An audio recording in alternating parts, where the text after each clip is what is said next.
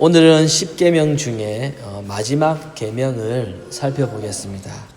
10계명은 하나님께서 우리에게 주신 거룩한 언약의 말씀이고, 또 그중 10번째 계명은 우리 인간의 마음속에서 일어나는 가장 깊은 죄의 뿌리를 다루고 있습니다. 사람의 모든 탐욕은 마음에서부터 시작이 됩니다. 행동은 이 마음을 따라서 행동이 움직이게 되죠. 그래서 하나님께서는 단순히 우리의 행동뿐만이 아니라 우리의 마음의 동기, 우리 마음의 중심을 보시는 분이십니다. 하나님은 우리의 마음이 온전히 하나님께로만 향해지기를 바라십니다. 하나님은 우리의 순종만이 아니라 우리의 사랑을 받기를 원하세요. 우리의 마음 전체가 하나님께 붙어 있기를 원하십니다. 그래서 하나님은 나 외에 다른 어떤 것도 탐하지 말라라고 그렇게 말씀하십니다. 이 10번째 계명은 단순히 어떤 남의 물건을 탐내지 말라라는 이 수준을 넘어서서 우리의 이 마음이 무엇을 향해 있는가, 우리가 무엇을 갈망하며 살았는지를 점검하는 그러한 계명입니다. 그래서 오늘 읽은 이 10번째 계명은 사실 우리가 앞에서 살펴보았던 모든 계명들과 다 연결되어 있습니다. 간음하지 말라, 도적질하지 말라, 우상을 만들지 말라. 이 모든 죄는 결국 하나님 외에 다른 것을 더 사랑하고, 다른 것을 더 갈망하고, 다른 것을 더 의지하려고 하는 마음에서부터 시작되는 겁니다. 다른 여자를 탐내기 때문에 간음이 일어나고요, 이웃의 물건을 탐내기 때문에 도적질이 일어나게 되고, 자신의 욕심을 채우기 위해서 거짓 증거를 하게 되고, 나의 마음이 하나님보다 다른 것을 더 갈망할 때 우상이 만들어지게 되는 겁니다. 그래서 10번째 계명은 단순한 10계명의 마지막 계명이 아니라 모든 계명의 뿌리, 그리고 인간의 죄의 본질을 드러내는 그러한 계명입니다. 이 10번째 계명을 통해서 우리는 하나님께서 왜 우리의 마음 전체를 요구하시는지를 알 수가 있습니다. 하나님은 단순히 행동의 변화만을 원하시는 분이 아니라 우리의 마음의 변화, 우리의 이 중심의 회복을 원하시는 분이십니다. 사실 우리는 10계명 전체를 완벽하게 지킬 수 없는 존재라는 것을 우리는 우리 자신도 잘 알고 있습니다. 우리는 너무나도 연약하고 우리 마음은 자꾸 다른 곳으로 향하게 됩니다. 그럼에도 하나님께서 우리의 마음을 요구하시는 이유가 무엇일까요? 그 이유는 마음이 바로 사람의 중심이기 때문입니다. 여러분, 사람이 나의 마음을 준다라고 하는 것은 자기를 준다는 것과 똑같습니다. 연애하는 청년이 이 상대방에게 마음을 준다면 그것은 자신의 시간을 주고, 자신의 감정을 주고, 자신의 계획을 주고, 꿈을 주는 것입니다. 결혼도 마찬가지입니다. 한 남자와 여자가 서로 마음을 주면은 그들의 삶 전체를 나누는 그러한 관계가 되는 것이죠. 이처럼 하나님은 하나님 자신의 백성들의 그 마음을 전부 다 가지기를 원하십니다. 싹 다 가지기를 원하세요. 왜냐하면은 하나님께서 이미 우리에게 마음을 주셨기 때문입니다. 하나님께서는 이스라엘의 종되었던 자리에서 건져내셨습니다. 그들을 바로에게 그냥 넘겨주지 않으셨고, 하나님은 그들을 위해서 싸우셨습니다. 그리고 아브라함에게 약속하신 그 언약을, 그 약속을 이루기 위해서 그들을 가나안 땅으로 인도하고자 하셨습니다.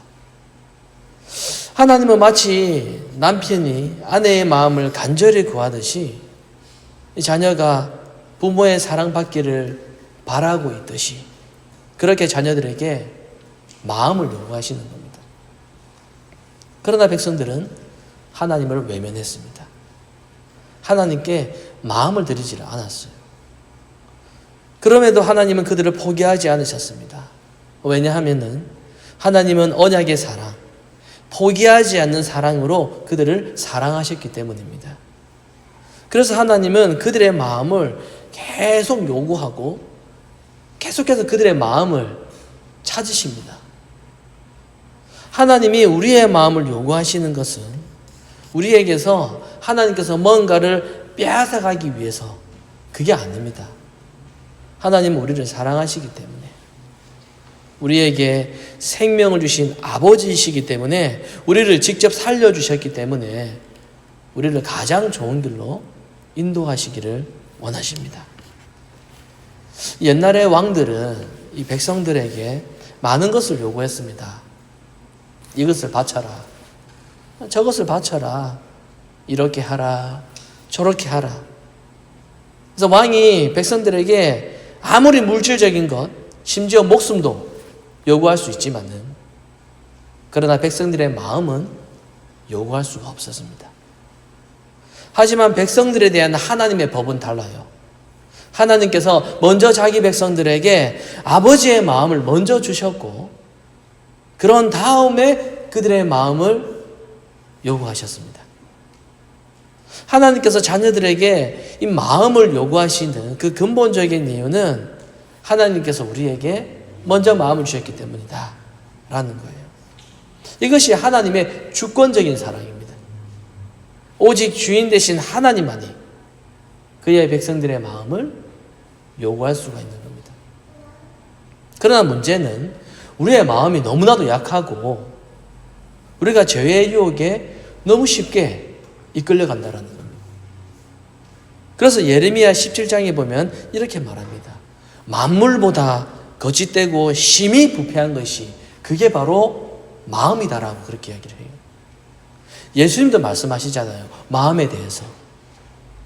사람의 마음에서 나오는 것이 뭐라고 말씀합니까? 이 마음에서 나오는 것이 악한 생각, 음란, 도둑질, 살인, 간음, 탐욕, 악독, 속임수, 음탕, 질투, 비방, 교만, 우매 이런 것들이 사람 마음에서 나온다라고 말씀을 하세요. 그래서 우리 마음에서 이런 것들이 계속 자꾸 올라옵니다. 우리는 늘 악한 생각과 이 욕망과 이 사단이 주는 그 시험에 그 마음에 우리는 계속 유혹을 받고 있어요. 여러분 이런 악한 생각과 이런 욕망을 여러분 완전히 버릴 수가 있으십니까? 우리는 하나님의 계명 이걸 보면서 특히 이 10번째 계명을 지키기가 너무나도 어렵습니다. 하나님은 내 마음 전체를 원하시는데 완전히 싹 다 내 마음을 원하시는데 나는 그 마음을 온전히 드릴 수가 없는 거예요. 어떻게 해야 됩니까? 하나님은 우리의 온 마음을 요구를 하십니다. 그러나 우리는 나의 온 마음을 하나님께 줄 수 없다라는 것을 우리는 알게 돼요.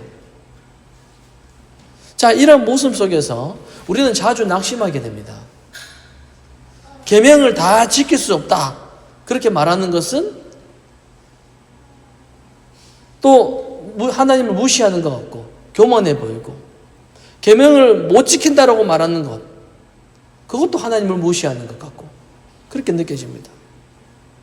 여러분 우리가 이렇게 신앙생활을 해왔고 지금 이러한 긴장 속에서 우리가 무엇을 붙들고 살아가야 됩니까?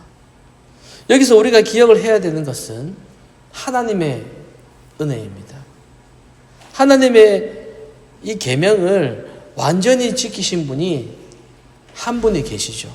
그분이 바로 예수 그리스도이십니다. 예수님은 우리 대신 하나님의 법을 온전히 순종하셨고, 그리고 우리 대신에 온 마음을 하나님께 드리셨습니다. 그리고 예수 그리스도 안에서 하나님은 우리를 하나님의 자녀로 삼으셨습니다. 그래서 우리는 양자의 영, 이 아들의 마음을 우리는 받았어요. 그래서 이제 하나님은 우리에게 완벽한 순종을 요구하시는 것이 아니라 그리스도를 믿음으로 순종의 길을 걷기를 원하시는 겁니다. 그래서 하나님께서 원하시는 것은 우리에게 어떤 완벽함이 아니라 믿음으로 순종을 시작하는 걸음을 원하시는 거죠. 우리는 여전히 완전하지 않습니다. 그러나 우리는 완전함을 향해서 가고 있습니다. 넘어져도 또 다시 일어나게 되고, 낙심해도 다시 주님께 돌아오고, 유혹을 받아도 또다시 계속 죄악과 싸우게 되고, 죄악과 싸우다가 지쳐도 다시 주님의 손을 붙들게 되는 겁니다. 바울은 이렇게 평생 죄와 싸웠습니다. 그리고 인생의 끝에서 바울이 이렇게 고백을 하지요. 디모데후서 4장에 보면 나는 선한 싸움을 싸우고 나의 달려갈 길을 마치고 믿음을 지켰다 라고 이야기를 합니다. 바울은 완전하지 않았지만은 계속해서 순종의 길을 걸어갔습니다. 그리고 결국 하나님께서 그를 완전함으로 인도하셨습니다. 우리의 신앙도 이와 마찬가지입니다. 우리는 아직 완전하지 않지만 하나님은 우리를 완전함으로 이끄시는 그러한 분이세요. 어떻게 이끄십니까? 하나님의 계명을 따라서 살도록 계속해서 우리가 자극을 받게 하시고 또 격려를 받게 하시는 겁니다. 오늘날 많은 교회가 이 십계명에 대해서 가르치지 않고 또 십계명 설교를 하지 않습니다. 왜냐하면 이 십계명이 아주 낡은 가르침으로 생각하고, 그리고 구약의 예시대의 그런 율법으로 그렇게 많이 취급하고 있습니다. 그래서 많은 교회들이 십계명 설교를 멈추었습니다. 여러분, 시대가 어떤 시대입니까? 우리가 어떤 시대를 살아가고 있습니까? 세상이 악해요, 여러분. 다른 남자와 다른 여자와 바람 피고 싶은데 간음하지 말라고 그렇게 말하고 있지요. 계속 그렇게 살면은 저주받는다라고 합니다. 돈을 많이 모아서 집도 사고 옆집처럼 보트도 사고 몇 채 집을 사서 렌트를 줘가지고 노후를 편안하게 살려고 했는데 주일 꼭 지켜라고 이야기를 합니다. 안식일 거룩히 지켜라고 이야기를 해요. 그리고 돈으로 우상으로 여기면 안 된다고 이야기를 합니다. 하지 마라고 했는데 계속 그렇게 살면은 저주받는다고 이야기를 합니다. 가족에게 불만이 많이 있는데 서로 존중하라고 해요. 섬기라고 하고 낮아지라고 합니다. 나도 내 삶이 있는데, 나도 내가 즐기고 싶고 누리고 싶은 것들이 있는데, 자녀 낳고 키우는 건 너무나도 힘이 든데 자녀 양육은 하나님께서 맡기신 사명이라고 이야기를 해요. 오늘날 개인주의와 이 자기중심적인 사고방식이 가득한 이 세상에서 이런 십계명의 말씀을 전하는 것이 부담으로 느껴지는 겁니다. 그래서 싫은 소리 하지 않고 주일날 모여서 설교 한번 하고 밥 먹고 편안하게 종교 서비스를 제공하고 그렇게 흩어지는 겁니다. 너무나도 안타까운 현실이지요. 그러나 여러분, 교회에서 하나님의 계명이 선포되지 않으면 우리 그리스도인의 삶이 무너지게 됩니다. 여러분, 설교에도 권징의 요소가 이 설교 안에 포함되어 있습니다. 설교를 통해서 말씀을 들으면서 내가 고쳐야 되겠구나. 내가 잘못 살았구나. 내가 잘못되었구나. 내가 잘못 생각했구나. 말씀을 들으며 이것을 반드시 발견하고 우리가 깨달아 가야 됩니다. 그게 계명을 주신 하나님의 목적입니다. 하나님은 계명을 주시면서 우리를 힘들게 하려고 주신 것이 아니라 하나님의 백성을 거룩한 길로 인도하는 은혜의 길잡이로 우리에게 계명을 주셨습니다. 십계명은 우리를 막 괴롭히고 억제하고 억압하는 것이 아니라 하나님의 자녀들에게 주시는 기쁨의 메시지입니다. 왜냐하면 계명은 우리를 완전함으로 이끄는 하나님의 방법이기 때문입니다. 여러분, 우리가 온 마음을 주님께 드리고 오늘도 작은 순종을 들으며 하나님만을 갈망하며 살아갈 때에 우리는 창조 때 주어졌던 그 낙원의 기쁨을 우리는 다시 누릴 수가 있습니다.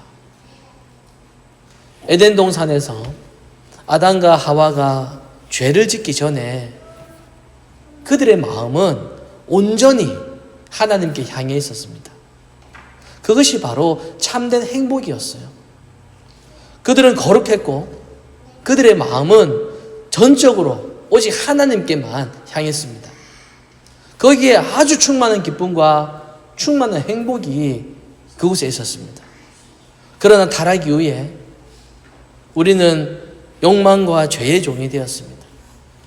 우리는 타락하게 되었고 이제 거룩함을 잃었습니다.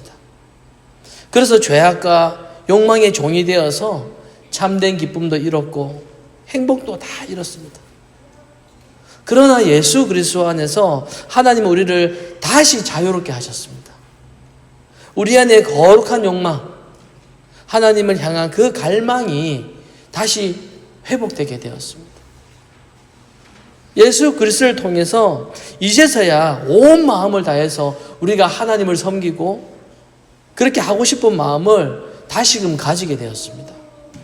이 거룩한 갈망이 우리 매일의 삶에서 그렇게 이루어질 때에 우리가 이 마음으로 한 걸음씩 한 걸음씩 그렇게 순종해 갈 때마다 하나님이 주시는 기쁨과 영광과 또 평안을 맛보게 되는 겁니다. 물론 죄로 인해서 우리가 넘어질 때도 있지만 우리는 더 이상 죄의 종이 아닙니다. 이미 작은 순종이 시작되었습니다. 그리고 하나님은 그 시작을 통해서 우리 안에서 하나님의 일을 완성해 나가십니다. 이것은 작지만 아주 놀라운 시작입니다. 왜냐하면 우리들의 그 완전함을 위해서 우리 안에서 주님의 사역이 시작되었기 때문입니다. 사랑하는 성도 여러분, 하나님은 우리의 마음을, 여러분의 마음을 하나님이 원하십니다. 왜냐하면 그 마음을 통해서 우리에게 또 여러분에게 기쁨을 주시기를 원하시기 때문입니다. 우리가 온 마음을 하나님께 드릴 때 작은 순종으로 이 하루를 살아갈 때에 그분을 갈망하며 그분을 원하며 살아가게 될 때 우리에게는 참된 기쁨이 있고 그 낙원의 기쁨을 우리는 경험할 수 있게 되는 겁니다. 우리가 하나님의 계명을 따라서 우리의 온 마음을 다해 주님을 섬기면 우리는 그 안에서 참된 기쁨을 누릴 수가 있습니다. 여러분, 여러분의 삶 속에 어떠한 어려움이 있습니까? 여러분은 어떤 문제로 한 주간 동안 낙심하며 살아왔습니까? 하루라도 웃을 날이 없고 내가 무슨 낙으로 이 하루를 살아가야 되나 라는 생각이 드십니까? 여러분, 우리의 그 어둡고 숨겨진 좌절하고 있는 그 삶과 그 모습 속에 하나님께서 친히 찾아오셔서 우리에게 이 기쁨을 주시기를 원하시는 겁니다. 하나님은 우리가 밝아지기를 원하십니다. 우리가 다시 일어나기를 원하십니다. 우리를 지으신 그 삶의 목적대로 우리가 적극적으로 우리 삶을 살아가기를 원하십니다. 그러기 위해서 오늘 우리에게 한 가지를 요구하시는데 그게 바로 마음을 달라고 그렇게 요구하고 계시는 겁니다. 사랑하는 여러분, 여러분의 마음을 하나님께 드리시기를 바랍니다. 하나님은 여러분을 완전한 기쁨으로 이끌어 가십니다. 그리고 그 길에서 여러분은 참된 행복을 누리게 될 것입니다.